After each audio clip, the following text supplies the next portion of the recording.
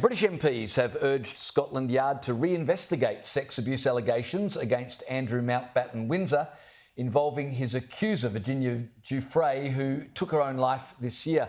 Joining us is Royal Editor at the Daily Mirror, Russell Myers. Russell, thanks for joining us. Are Scotland Yard likely to oblige and reopen the investigation?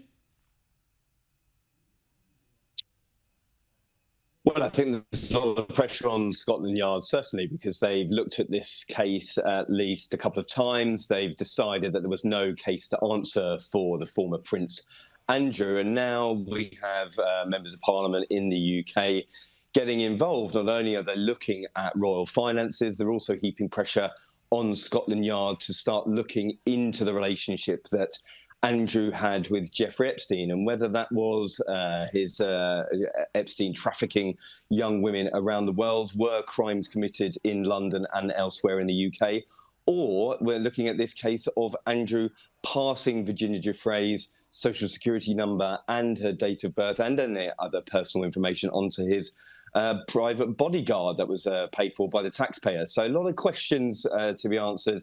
And I think that Scotland Yard will be looking at this very, very closely over the next few weeks. Well, yeah, a lot of questions to be answered. And now we find out that newly released emails reveal that Andrew told Jeffrey Epstein, quote, it would be good to catch up in person after the convicted sex offender was released from prison. Look, I've got to say, it just gets worse and worse, Russell, and it comes as Andrew faces pressure to come clean and speak to a congressional committee investigating Epstein as well. Well, it does, because, Andrew has absolutely been shielded from most of this pressure from the US Congress. How many investigations have we heard of in the United States, whether it's from the FBI or different jurisdictions throughout the country, looking at Epstein's crimes? I think there is not only the pressure from the authorities, there's a certain sense of political pressure now. We've got the Democrats talking about it. We've got MPs in Britain talking about it as well. And you think the pressure came from, obviously, the royal family and the king taking this decision to strip away his titles, all his honours. And that, of course, for Andrew, certainly was the biggest fall from grace that he could have suffered. But I think if the pressure is happening from both sides of the Atlantic now for him to talk to the authorities, then perhaps he might find himself in a position where he has no choice but to speak to FBI investigators, because certainly that this case is not going away anytime soon. Well, you talk about falling from grace, so we should talk about Sarah Ferguson. She's going to have to find her own home after she and Andrew were told to leave the Royal Lodge. Where does she sit in all of this, and what's her future look like? Well, you look at what has actually happened here, and I think that the level of public revulsion over the last few days and weeks has reached fever pitch, because certainly that Andrew thought that he was completely shielded from that. He thought that the king would protect him. And of course, I think whilst the king and the queen have of course said that their sympathies lie with the victims and survivors of sexual abuse, that this was the king's brother, and he felt there was a duty of care towards him. He felt as though he needed to protect him. But then reports of Fergie certainly asking for somewhere else to live after she was stripped of her Duchess of York title.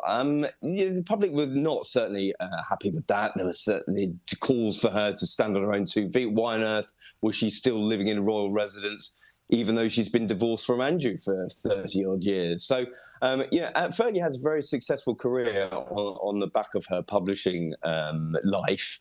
And she will have to stand on her own 2 feet now. There is absolutely no reason why she should be afforded anything for the royal family. And I think that you look at her career and it's certainly be in tatters now because of her own relationship with Jeffrey Epstein.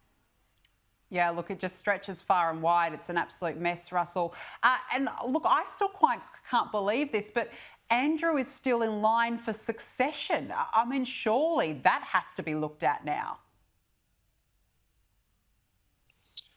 Well, it keeps on coming, doesn't it? First of all, we had Andrew stepping away from his Duke of York title. The announcement that he was going to relinquish all these titles didn't go far enough at all. That led to the king being heckled in public.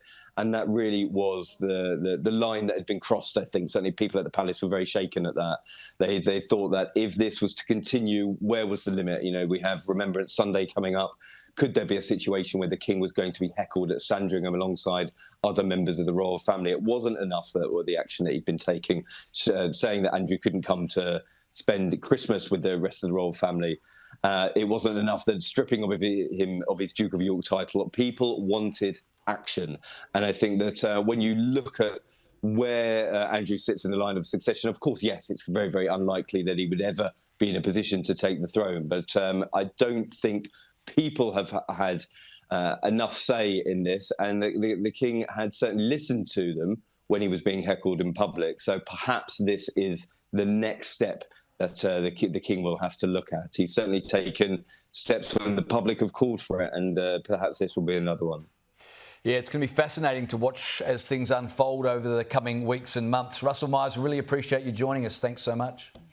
I tell you what, I don't think that King Charles has much option than to take pretty strong action with Andrew, as much for justice as for securing the ongoing future of the royal family. They just cannot afford to have any compromise with this at all. Well, there's been a lot of reports that it was actually Prince William who said to his father, it's time, and he's been really pushing for this, and it just goes to show how strong he is. Because, look, if the Queen was still there, this wouldn't have happened, because Andrew was always mummy's boy. Yeah. You know, he was always the favourite child, so this was never going to happen, and I think good on Prince Andrew. But it makes me wonder, James, what about Harry and Meghan? I mean, if it's so easy to get rid of people's titles, what about the non-royals swanning about in Montecito being serial pests? Get rid of them as well, I say. I don't know it's that easy to get rid of the royal titles. Well, hang on, they just did it with Andrew. I know, but I mean, it got to the point where they had to do it. I think Meghan and Harry have got a way to go yet. Yeah, no, fair enough. Maybe if she releases another candle, then get rid of it. Well, another candle. Might make a nice Christmas present, though,